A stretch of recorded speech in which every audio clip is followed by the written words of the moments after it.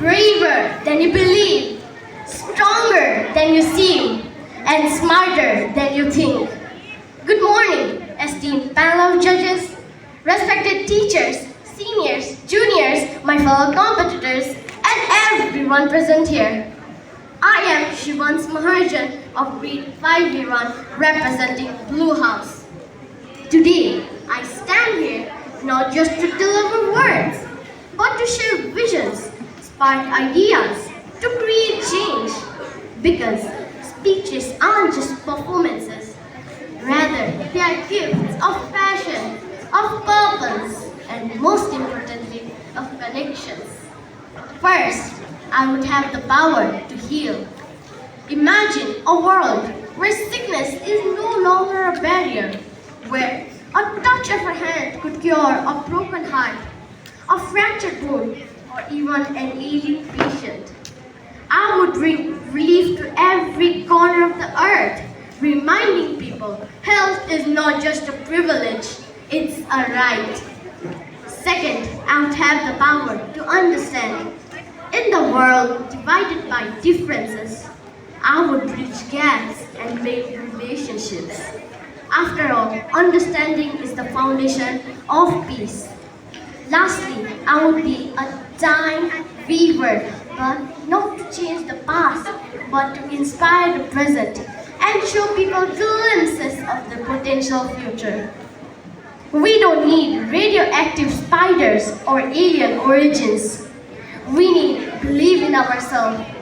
The world doesn't just need heroes in comic books. It needs them in every classrooms, in communities, and in everyday life. Here's a catch. I don't need a cape to be a hero, nor you. You just have to believe in yourself. The world doesn't just need heroes in comic books. It needs them in every classrooms, in communities, and in everyday life. And that is where all of us can shine. As I step from this stage, I may not have a cape or a mask, but I carry something far greater. To believe we all have the power to be superheroes in our own ways. It's not about flying to the skies or bending steels. It's about lifting each other and spreading kindness. So, if I were a superhero, my final act would be to remind you, perhaps you already are one. So, keep shining. Thank you and have a great day. We turn the pages of the book, a tree's life, knowing that there is life even after death. Good morning to my respected panel of judges, in charge of teachers, seniors, juniors, my fellow competitors, and my dear friends. As you all know, it's me, Shweza Adhikari, a student of grade 5A, representing Blue House, and here to deliver a short speech on the topic, the magic of books. Books are not just the collections of papers and inks. They are the ways to different worlds. Books allows us to experience lives and places where we have never been to. But the magic does not stop here. Reading enhances our mind, and reading improves our vocabulary, knowledge, and creativity. Reading also reduces stress and improves mental health. Through the pages of books, we can learn about ancient times and wonders to the universe. Imagine opening a book and being able to travel the world where anything is possible. Books have the extraordinary abilities to take us on journey beyond our imagination. Sometimes a good book can be a comforting friend whenever we are feeling down. Let me ask you a question. What do you use every day, every period, and every time to gain knowledge? Yes, that is right. Books are like magic doors who can take us on exciting adventures, meet new characters, and also learn amazing things without leaving our chairs. Reading books is very very fun and useful tool for everyone in every life. Reading books can help our imagination grow, and we become a hero in our imagination, drowning and being able to travel anywhere, anytime possible. Reading books is a fun activity for everyone. Everybody should like books. Everybody love books or not? Yes, we should.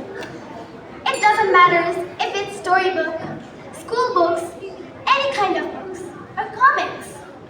They are the one who teaches us. Before I end my speech, I would like to give you all the advice. Pick up any book you like. Turn the pages, read, and read, and let the magic happen. Now, I would like to leave the stage and thank you for listening to my speech and for Mommy for the love for you guys gave me. Thank you. The world's real peace is in the absence of all the distractions. Namaste and good morning to the panel of judges, teachers, seniors, juniors, and our fellow competitors.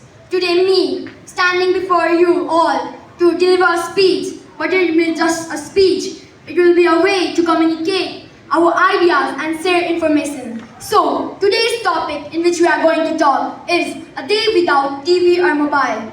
So, before I begin, I would like to introduce myself.